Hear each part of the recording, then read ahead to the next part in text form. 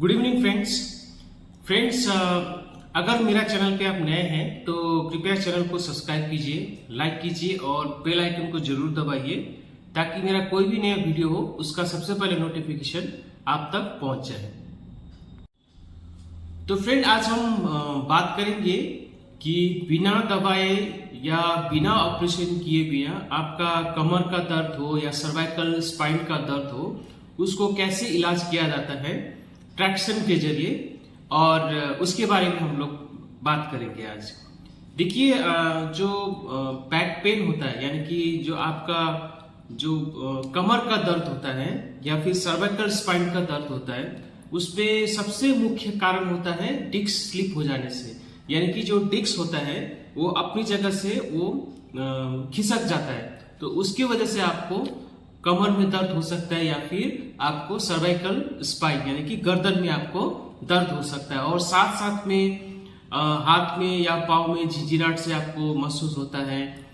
और जो दर्द होता है वो कमर से शुरू होके फिर आपका पाँव तक जा सकता है, या फिर गले का दर्द अगर सर्वाइकल स्पाइन का प्रॉब्लम है तो गला से फिर आपका हाथ तक झिंझिनाहट से आपको महसूस होगा या फिर दर्द होगा। उसको हम लोग बोलते हैं रेडिकुलोपैथी।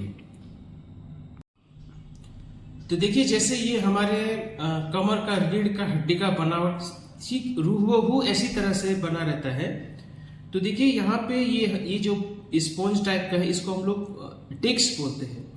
तो देखिए ये दो रीढ़ का हड्डी के बीच में जो डिस्क होता है अगर वो अपनी जगह से खिसक जाता है तो यही हमारा नस होता है, इसको हम लोग बोलते हैं नर्व रूट। तो खिसक जाने से क्या होता है कि ये नर्व रूट में दबाव देने लगता है, तो उसकी वजह से आपको क्या होता है, दर्द होता है, कमर में दर्द होता है, फिर पाँव में दर्द होता है, झिंझिनाहट से महसूस होता है। तो इसको हम लोग स्लिप डिस्क बोलते हैं। और इसमें सियाटिका का जो दर्द होता है ये भी एक स्लिप डिस्क के कारण से ये पेशेंट को दर्द होता है। तो फ्रेंड, अभी देखा आपने कि स्लिप डिस्क क्या होता है, सियाटिका क्या होता है, कैसे ये बीमारी उत्पन्न होता है। तो देखिए, ट्रैक्शन क्या होता है कि इससे क्या होता है कि आपको जो डिस्क होता है जो खिसक जाता है अपना जगह से उसको अपना जगह में लाने में ये ट्रैक्शन मदद करता है।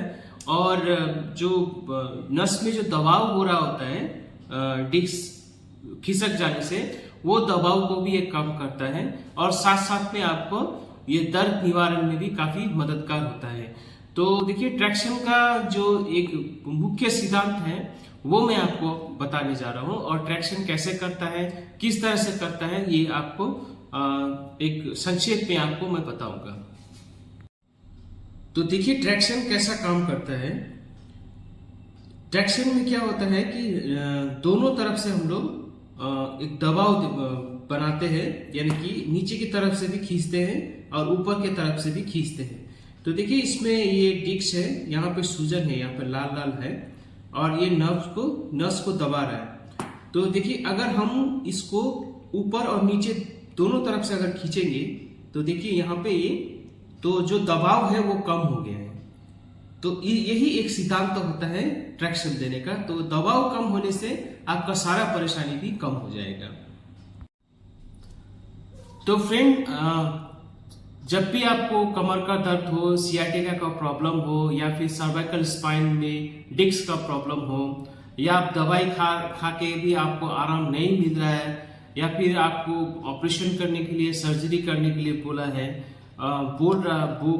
बोला जाता है अगर डॉक्टर, तो ट्रैक्शन जो है एक विकल्प आपके पास है जिससे कि आपको दर्द में आराम हो सकता है और आप हो सके पूरी तरह से ठीक हो सकते हैं।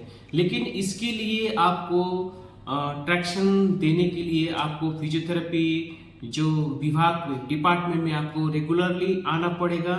आपको डेली आपको आधा घंटा से लेके 45 मिनट का समय इसमें लगता है, वो आपको देना पड़ेगा। और आपको रेगुलरली ये आपको करना है, मिनिमम कम से कम आप 4 हफ्ता तो आपको करना ही है। तो फिर आपका ये जब ट्रैक्शन आप करना शुरू करेंगे तो 1 हफ्ता के अंदर अंदर आपको कुछ फर्क महसूस होने लगेगा। तो फ्रेंड, इसमें देखिए, इस वीडियो में आप देख रहे हैं देखिए ये हमारे पास एक छोटा सा बेड होता है, जैसे आप इस वीडियो में देख रहे हैं। तो ये जो दोनों तरफ एक बेल्ट है, इसको हम लोग स्ट्रैप बोलते हैं।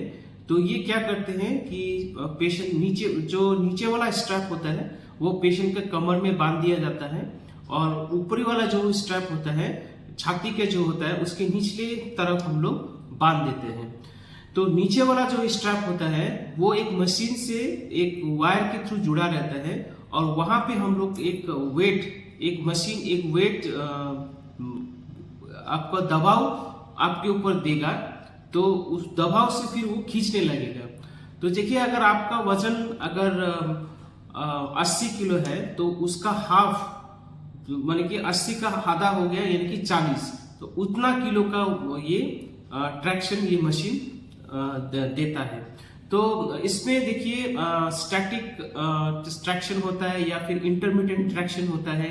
यानी कि स्टैटिक में क्या होता है कि आपको उतना यानी कि अगर आप 80 किलो का है तो 40 किलो का जो ट्रैक्शन वो मशीन देता रहेगा कुछ समय के लिए। अगर इंटरमिटेंट होता है तो उसमें क्या होता है, हम लोग एक सेकेंड मतलब कुछ सेकेंड के लिए ट्रैक्शन देते हैं, फिर कुछ सेकेंड के लिए छोड़ देते हैं, तो उसको इंटरमिटेंट बोलते हैं। जैसे किसी में 15 सेकेंड 20 सेकेंड के लिए ट्रैक्शन देते रहते हैं, उसके बाद फिर हम लोग 2 सेकेंड या 4 सेकेंड के लिए ट्रैक्शन को छोड़ते हैं।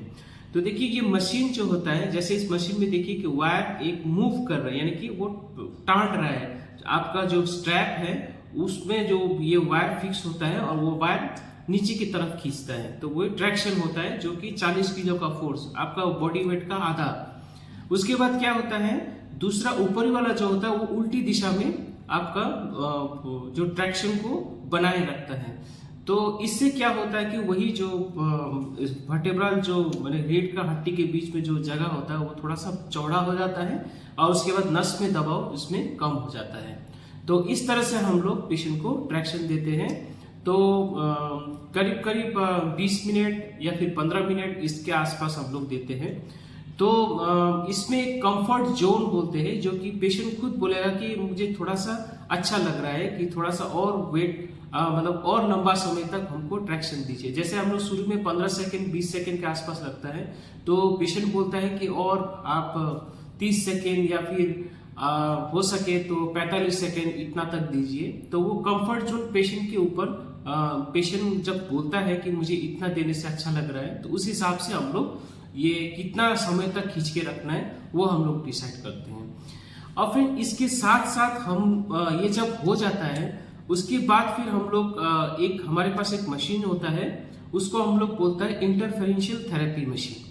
तो ये एक देखिए इसमें ये पेशेंट में कमर में दर्द था, उसका वो दर्द उसका जो थाई की तरफ चला जाता था, यानी कि रेडिकुलोपैथिक पेन पेशेंट को थाई की तरफ कमर से शुरू होके उसका थाई की तरफ दर्द जाता था। तो उसमें क्या होता है ये कि हम लोग कमर में दो ये जो काला काला जो पैच दिख रहे हैं उसको हम लोग इलेक्ट्रोड बोलते हैं। उसके बाद वो दर्द कमर से शुरू होकर कहाँ तक जाता है वहां पे भी हम लोग 2 इलेक्ट्रोड हम लोग लगाते हैं। उसके बाद एक धीमा सा करंट, बहुत कम मात्रा में करंट जिसको हम लोग मिली एम्पियर में नापते हैं, वो करंट हम इसमें वो जहां जहां दर्द जाता है वहां पे हम लोग देते हैं। तो ये हम लोग 10 से 15 मिनट तक करते हैं। तो इससे क्या होता है कि आपका झिंझिनाहटपन और दर्द कम करने में ये मदद करता है। तो फ्रेंड जब आप ये ट्रैक्शन करते हैं और इंटरफेरेंशियल थेरेपी जब आपका हो जाता है तो घर में आने के बाद जरूर आप गर्म शेक 20 मिनट तक करा कीजिए। और फिर इस तरह से हम लोग की ये थेरेपी हम लोग करते हैं, तो इससे काफी आराम मिलता है आपको।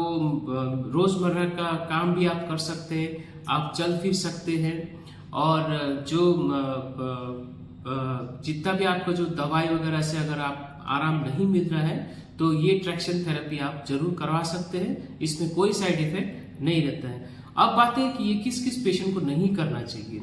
तो देखिए सबसे पहले तो जिसको ऑस्टियोपोरोसिस नामक एक बीमारी होता है, जिसमें हमारा जो हड्डी होता है वो बहुत कमजोर होता है, ज्यादा टूटने का संभावना रहता है, ऐसा में ये ट्रैक्शन थेरेपी ना करें। और साथ साथ में अगर किसी को कैंसर है जो बोन में फैला है तो ऐसा पेशेंट को भी ट्रैक्शन थेरेपी करने के लिए हम लोग मना करते हैं। तो फ्रेंड, ये रहा ट्रैक्शन का फायदा, किस लिए करता है, कैसे करता है, और इंटरफेरेंशियल थेरेपी का फायदा। तो देखिए, ज्यादातर जो कमर का दर्द होता है वो उससे आप पूरी तरह से ठीक हो सकते हैं बिना दवाई खाए या फिर बिना सर्जरी किए। लेकिन एक्यूट पेन जब होता है उस टाइम पे आपको 2-3 दिन हो सकता है आपको दवाई खाना पड़ सकता है, क्योंकि एक्यूट पेन में हम लोग ट्रैक्शन थेरेपी नहीं करते हैं। तो फ्रेंड, आज के लिए इतना ही। ऐसा ही वीडियो लेके फिर हम लोग आएंगे। तब तक के लिए थैंक यू वेरी मच।